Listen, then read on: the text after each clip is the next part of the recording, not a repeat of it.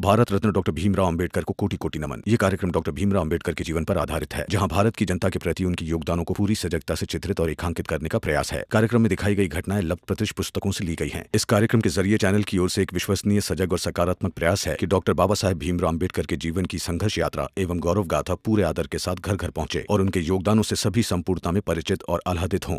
चोरी किया तुमने मेरा पैसा, और जब लगा कि कहीं तलाशी ना हो जाए तो अब डर के मारे वापस कर रहे हो।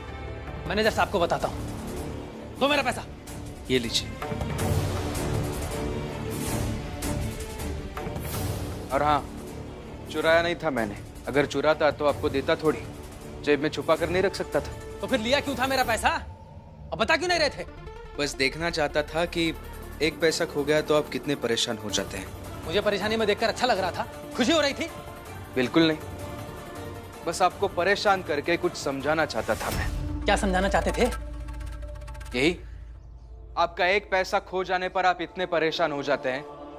तो जरा सोचिए, जिस जात की पहचान, जिस जात का अस्तित्व सदियों से खोया हुआ हो, उस जात के लोगों को क्या लगता होगा, वो क्या महसूस करते होंगे, उन्हें कितना दुख दर्द होता होगा, ये सब सोचकर कि सदियों से, हजारों वर्षों से समाज में हमें कोई स्थान नहीं दे रहा है, कोई अपना नहीं रहा है, और ऐसी ही जात का एक व्यक्ति बड़ा संघर्ष करने के बाद आप सबके बीच काम करने आया हो तो आप उसे ढंग से काम भी नहीं करने देते हैं। बस ये समझाना था आपको।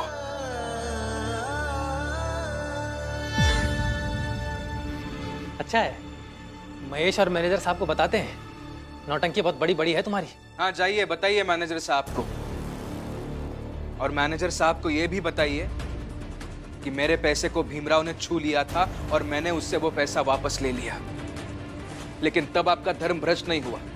लेकिन जब ये भीमराव पेपर के बंडल को छू लेता है तब आपका धर्म भ्रष्ट हो जाता है। बताइए मैनेजर साहब को।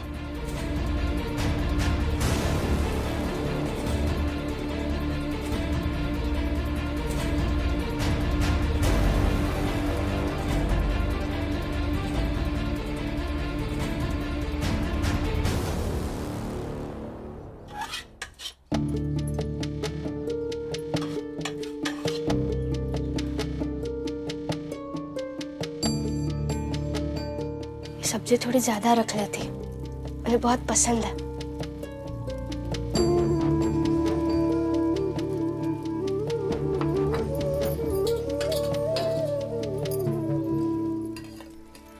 रमा, चले? हाँ, देर हो रही है, फिर काम ढूंढने भी जाना है ना। आप दोनों खाना तो बांध लीजिए। भैया ने कहा था ना आप दोनों को खाना बांधने के लिए, या आप दोनों ने झूठ बोला मुझसे?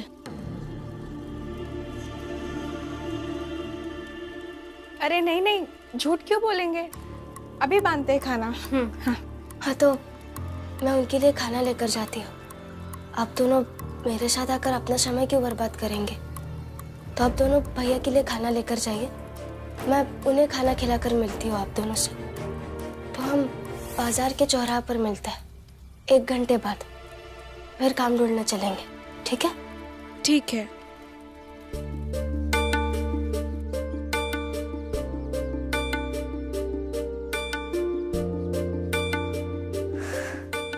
क्या करें, हम खाना तो ले लेंगे उनके लिए, मगर वो दोनों खाना खाएंगे? और फिर वो दोनों कहाँ काम कर रहे हैं, ये हमें पता भी तो नहीं है। मगर खाना तो लेना ही होगा, क्योंकि रमा का कोई भरोसा नहीं है। वो हमें रोककर खाना भी ढूंढने लगेगी, क्योंकि अगर उसे शक हो गया है कि हम दोनों झूठ बोल रहे हैं तो वो छानबीन जरूर करेगी। ठीक है, फिर ले लेते हैं खाना, उन्हें खाना खिलाने की कोशिश करेंगे। फिर हमारे पति है, खाना खा लेंगे तो हमें अच्छा ही लगेगा। मैं डबल आती हूँ। हाँ।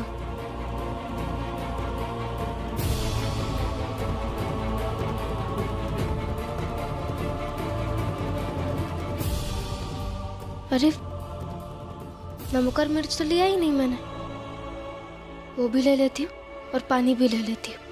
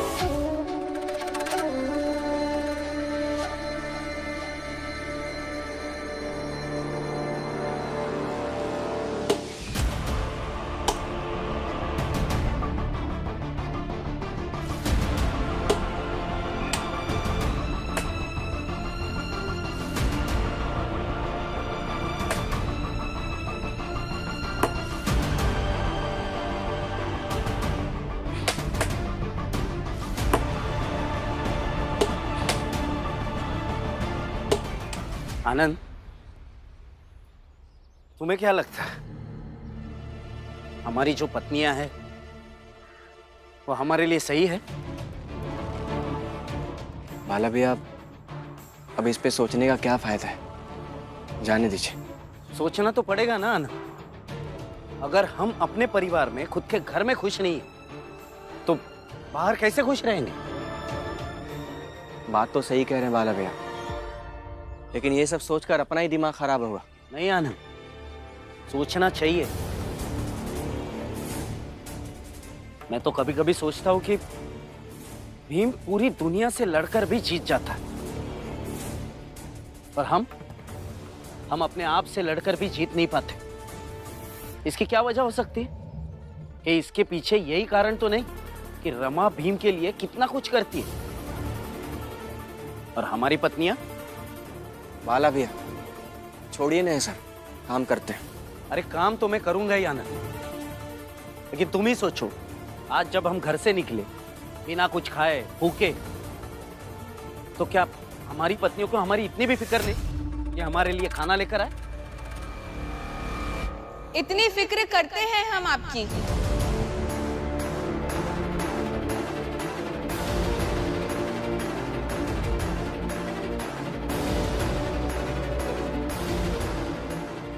कुछ खा लीजिए। ऐसा नहीं चाहिए हमें, वरना अभी खाना खिलाओगी और बाद में 2 बात सुना कर दिखाओगी कि तुम्हारे लिए खाना लाई थी। एक दिन खाना नहीं खाएंगे तो भूखे नहीं मर जाएंगे हम।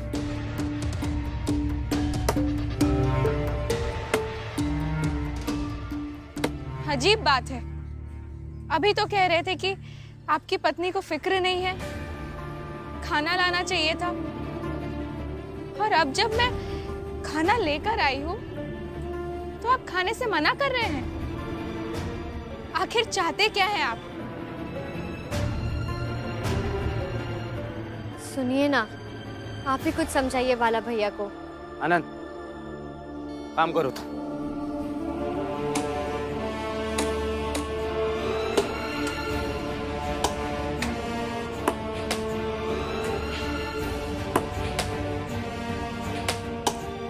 अरे खा लीजिए ना।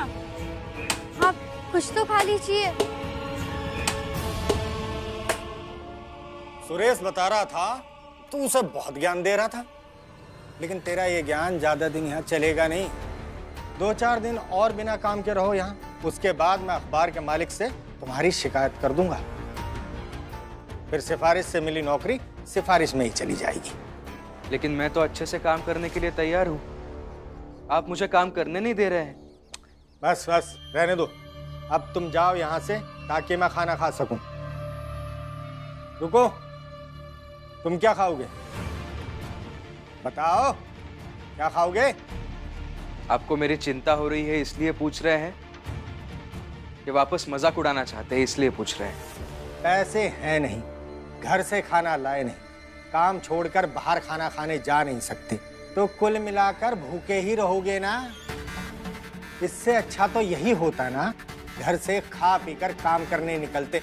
कहाँ हम जैसे बड़े बनने के चक्कर में भूखे रहोगे।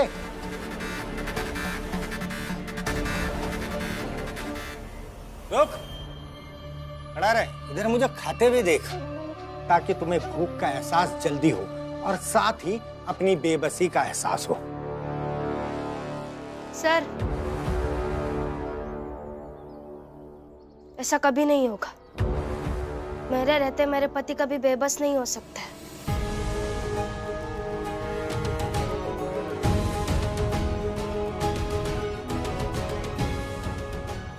खाना लेकर आए। और जो व्यक्ति हम लोगों के लिए हर पल सोचता है, उन्हें भूखा छोड़ने का पाप नहीं कर सकती हूं मैं।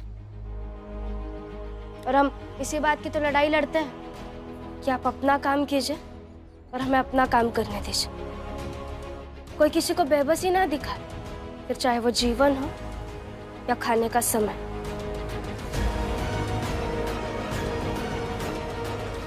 रुको, इसलिए कहते हैं कि भाषण देना आदमी कहीं से भी सीख सकता है, लेकिन संस्कार बड़ों से आते हैं। इस ऑफिस में जब तुम काम नहीं करती हो तो यहां आ कैसे रही हो? मैं बाहर जाकर खाना खा के आता हूं। और हाँ, आप मेरे सामने मेरी पत्नी से इस तरह से बात मत कीजिए आगे से। भीमराव, अपने दायरे से बढ़कर बात मत करो। इस औरत के लिए बस। अब मैं यहां आपको यह समझाने नहीं लगूंगा कि औरत चाहे जैसी हो, चाहे जिस जात की हो, उसे सम्मान पूर्वक बात करनी चाहिए, उसके सामने सम्मान से पेश आना चाहिए। मैं बस आपसे इतना कह रहा हूं कि आगे से मेरे सामने मेरी पत्नी के लिए अपमानजनक बातें मैं बर्दाश्त नहीं करूंगा।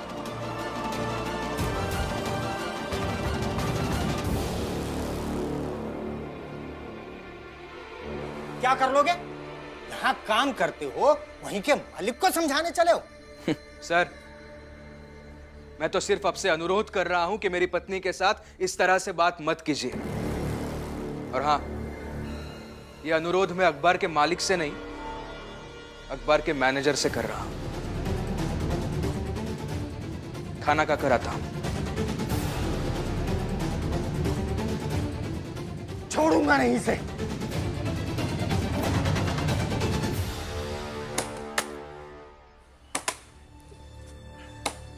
नहीं खाएंगे आप? क्या हो गया आपको? आप तो ऐसे नहीं थे।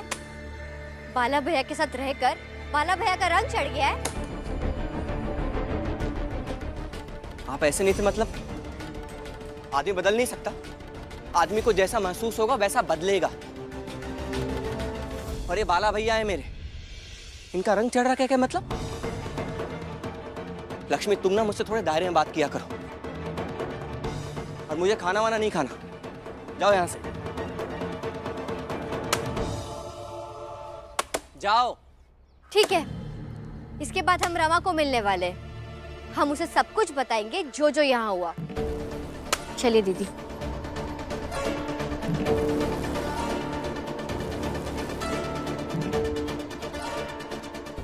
बाला भैया,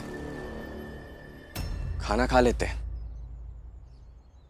नहीं तो जाकर ये रमा से कहेगी और ये बात भीम को पता चलेगी, और हमारे लड़ाई के बीच में भीम झूठका परेशान होगा। भैया सुनो, रुक जाओ, लाओ खाना, खाते हैं हम।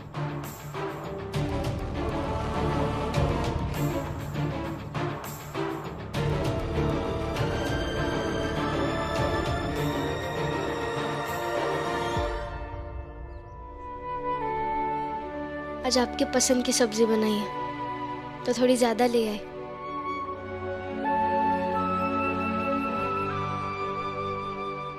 और साथ में मैंने नमक और मिर्च भी लाया है, खाकर बताइए हाँ कैसे बनी है। ठीक है।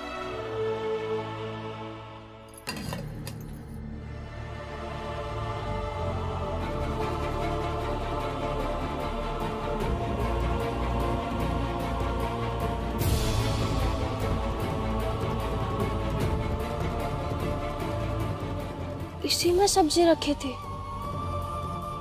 मैं जब निकल रही थी तो मैं मिर्च और नमक लाने गई थी, तो खाना मैंने बाहर ही रख दिया था। तब उसी बीच किसी ने सब्जी निकाल दी। मैं अभी सब्जी लेकर आती हूँ। अरे रुको, कोई जरूरत नहीं है, जो है वही खा लूंगा मैं। कैसे खाएंगे आप? ये रोटी और ये मिर्च खाएंगे? हाँ तो क्या हुआ उसमें? देखो, तुम ऐसे ही मेरे सामने बैठी रहो और मैं खाना खाऊंगा। पत्नी सामने बैठी रहेगी तो ये मिर्च भी मीठी लगने लगेगी और फिर मैं खा लूंगा। जैसे बचपन में आई के हाथ की मीठी रोटी खाता था, आज भी मुझे वैसे ही लगेगा कि मैं मीठी रोटी खा रहा हूँ। देखना तुम। मैं परेशान ना हूँ, मुझे दोबारा ना जाना पड़े, इसलिए आप ऐसे बातें कर रहे हैं ना। जो व्यक्ति कानून की किताबों में ये पढ़ता है कि सबूत के बिना कुछ साबित नहीं होगा, वो आज हवा वही बातें कर रहा है। रमा, कि मैं बैठी रहूंगी तो मिर्च मीठी हो जाएगी। हवा हवाई बातें नहीं हैं ये प्रेम है, और प्रेम में बहुत ताकत होती है।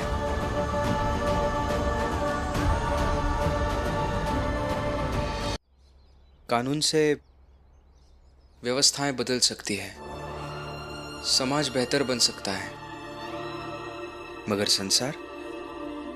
संसार तो प्रेम से ही चलता है ना। और फिर वो भी तो प्रेम ही था जो सुबह जैसे ही मैं निकलने वाला था तुम जाग गई थी। अगर प्रेम तुम्हें जगा सकता है तो इस मिर्च को मीठा भी बना सकता है।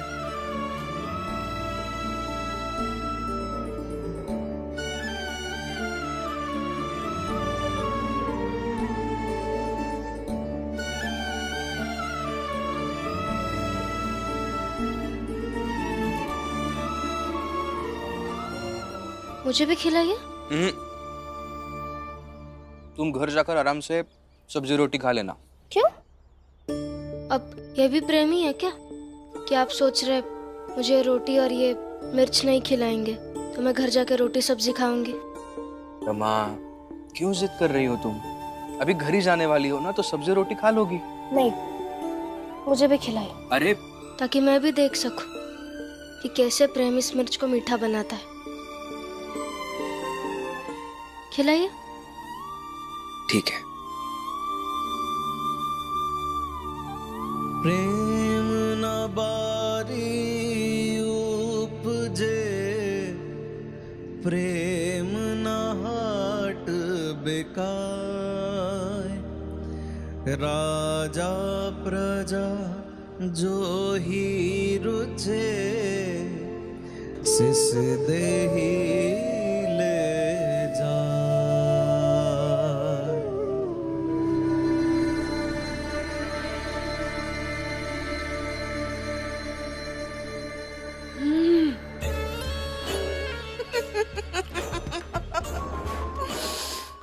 मैं तो पागल हूँ ना, कुछ भी कर सकती हूँ।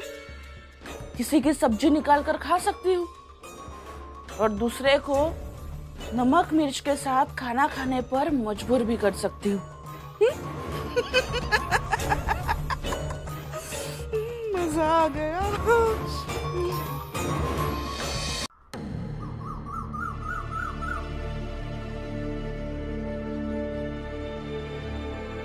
आज खाना लाई हो तो खा लिया, कल से खाना बिना मत लाना।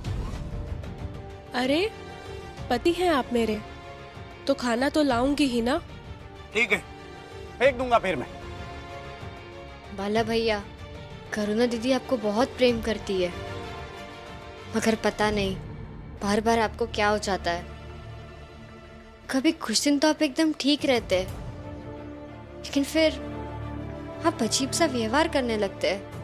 हाँ, अजीब सा व्यवहार करने लगते हैं, लेकिन बाला भैया इस बार गलत नहीं है। इनके साथ जो हुआ है वो गलत हुआ है, और आनंद के साथ भी गलत ही हुआ है। क्या गलत हुआ है?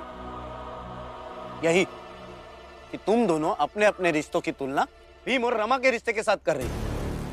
तुम्हें इतनी सी बात समझ में नहीं आ रही कि भीम और रमा अलग इंसान है, उनके रहने का तरीका अलग है, हम लोग अलग है, हमारे रहने का तरीका अलग है। लेकिन ऐसा कुछ नहीं है। अभी भी बहस ही करनी है तुम्हें? खाना भी नहीं खाए हम। बाला भैया, छिन ही चढ़े छिन ही उतरे, सो तो प्रेम न होय, अघट प्रेम पिंजरे बसे, प्रेम कहावे सोय, प्रेम